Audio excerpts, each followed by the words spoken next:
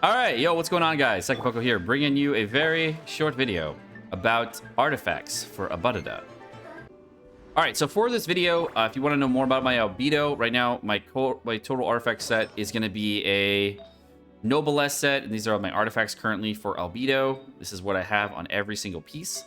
And for his weapon, of course, he's using level 80 Harbinger of the Dawn. Level 9 would do more with more C damage. And if we go into his talents, he's at talent level 6 on the Solar Isotoma. And of course, he is at Constellation 0 because summoning for Constellations for 5-star characters is stupid as fuck. Unless you're, you know, a big whale and you have lots of money and you just go like this every day.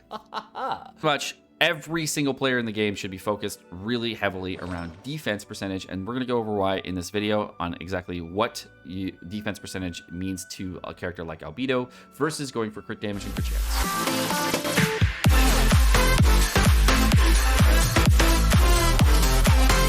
So, for a disclaimer of this video, the other thing is that we're only going to be talking strictly regarding Albedo's E and using his Transient Blossom's defense percentage. So there is something that is very not known about Albedo. So with Albedo, the normal thought process is for any set of artifacts, you go for a crit damage percentage artifact on the headpiece or a crit chance, try to get crit chance rolls, etc. in the mix. So right now on my Albedo, I have 59% crit chance and 202% crit damage. And my overall geo damage is going to remain the same in this test, and I'll show you the differences on this really fun test. So first, we're going to go in on this lady. Say, what's up, girl? How you doing? Okay, and get a shield up right here. We're going to use a Albedo. Okay, and we're going to throw a bomb. It hits for 2,400 and crits for 7,200. 7,200. So now I end up getting a defense percentage headpiece. And because I got a defense percentage headpiece with some C damage on it, I'm going to go ahead and equip this one right here. And we're going to look at the overall stats I have on that, just switching just the headpiece. I'm at 52% crit chance still with 158 crit damage. So I now took off a shitload of crit damage and then put on defense percentage headpiece. And Sekapoko, you're crazy. It's never better. What are you talking about? But I was really surprised. So go in here. We're going to go do the same thing. We're going to just drop the Albedo. And now we're going to go ahead and... Okay, now we're going to go ahead and... Okay. 8,700. And 7,700. So you can see here, we're critting for harder. I'm trying to not crit. I can't not crit. Okay, she's too low now. Okay, now we're gonna go with this, and we're gonna bring out the bombs. 7,700 crit. Or she's outside the zone now. No, I'm done with this shit. You know what? Fuck you, fucking die. So, anyways, as we can clearly see, the defense percentage is clearly better than using a crit damage percentage with the defense substat. So what I recommend, what this leads me to believe is there are going to be other characters that we get put into the game at later dates that will scale off of defense, and defense percentage on the headpiece potentially could be better for those characters as well. The reason that's super interesting is because it actually leads into a whole different sets of builds for other characters, and you may not need to start saving more defense percentage, HP percentage, attack percentage headpieces in order to get more scaling in the future. The reason this is very, very important is because some of the things that are coming out in the game in the future may rely on getting better percentages for headpieces, etc. So for artifacts, if you're really, really strapped on artifact XP and you really don't want to, you know, feed your crappy artifacts over, just make sure you check your substats. Make sure you're looking around for every single artifact. Make sure there's nothing like you over missed or something like that has like an attack percentage, C damage percentage, etc., and try to like look in between to see maybe potentially there might be a character in the future that could work on these kinds of things, and it might scale better with these kinds of substats as well as main stat. We're also going to test the Festering Desire real quick and versus the Harbinger of the Dawn. So I'll show you, of course, against this enemy how much damage we're going to deal, and then we're going to go into the Festering Desire and see how much damage we actually deal. So go ahead and drop this thing on him, and I'm just going to go ahead and drop one bomb, 2,900 crit. 7,700 on the crit. All right. We're going to be switching Albedo's weapon to a Refine 5 Festering Desire so you guys can see the differences between the two.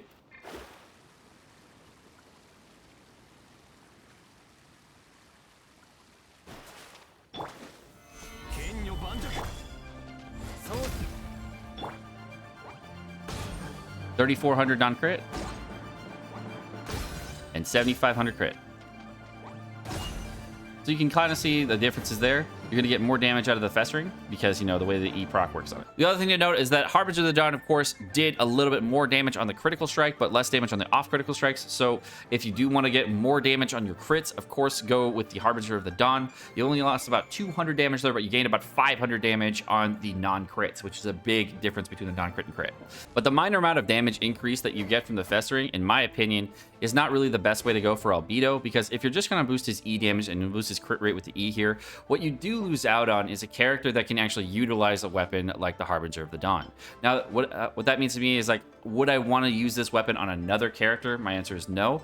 But the fact that I can get really close damage between the Harbinger of the Dawn and the overall damage from the Festering Desire leads me to believe I would much rather use the Harbinger of the Dawn on Albedo, and I'm gonna keep it on him even though the damage increases this much.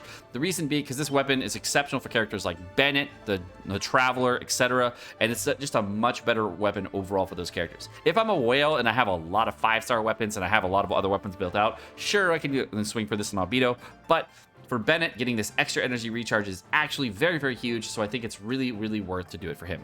Okay, so my original thought was to farm out a Defender's Will set or to farm out a Gambler set in general for Albedo, because it'd be a very cheap build. But I did some testing and we did some math on the maximum amount of stat rolls that you can get with a defense percentage overall, trying to get crit chance percentage, etc., based on the amount of artifact substat rolls that you can potentially get on a Defender's Will and getting the artifact main stat rolls on or Gambler, whatever you could really get. Gambler does less damage overall when we did testing than the Defender's Will between the two sets, but so Defenders will always scale better than the Gambler set, which is really interesting to see as well.